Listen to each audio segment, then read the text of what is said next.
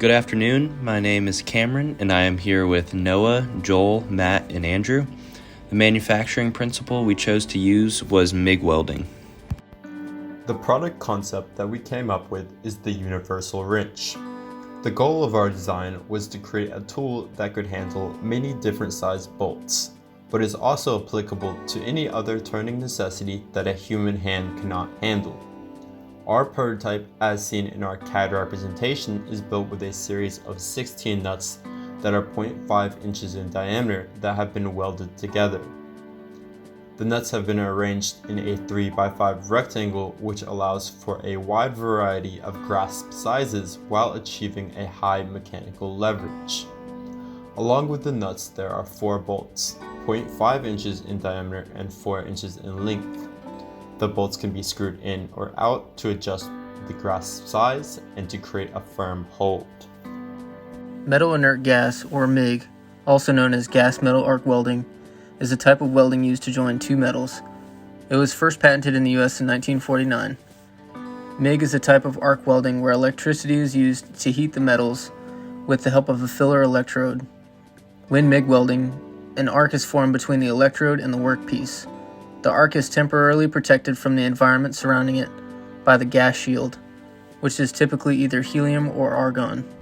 The electrode heats and fills the joint, which joins the two pieces of metal once the workpiece cools. This gap between the pieces being welded is filled by a weld pool.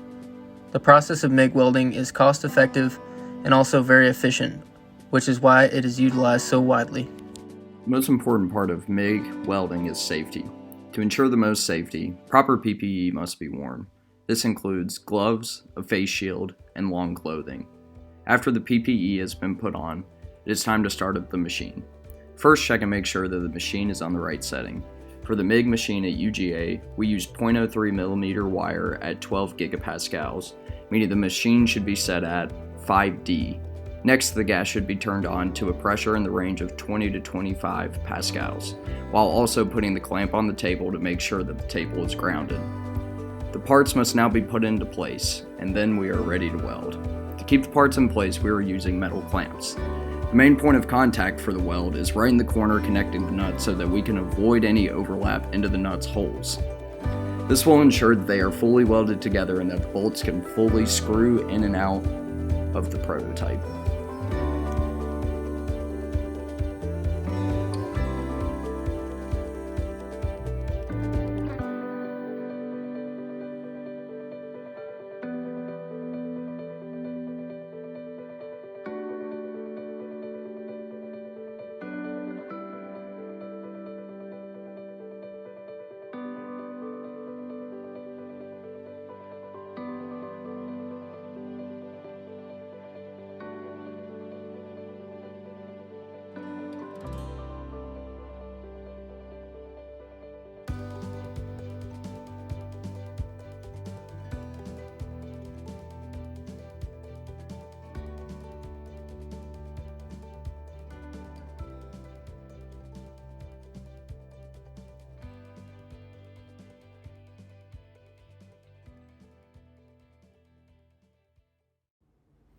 To demonstrate the functionality of the product, we unscrewed 2 tightly fastened nuts that have different diameters from separate bolts.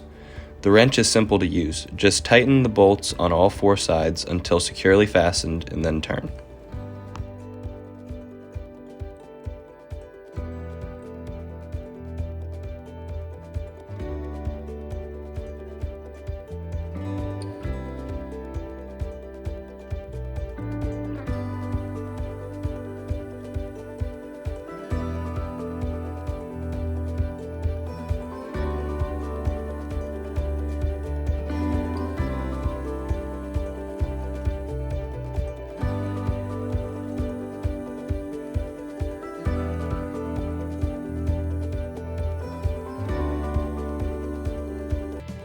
First obstacle we had to overcome was securing the parts during the welding process.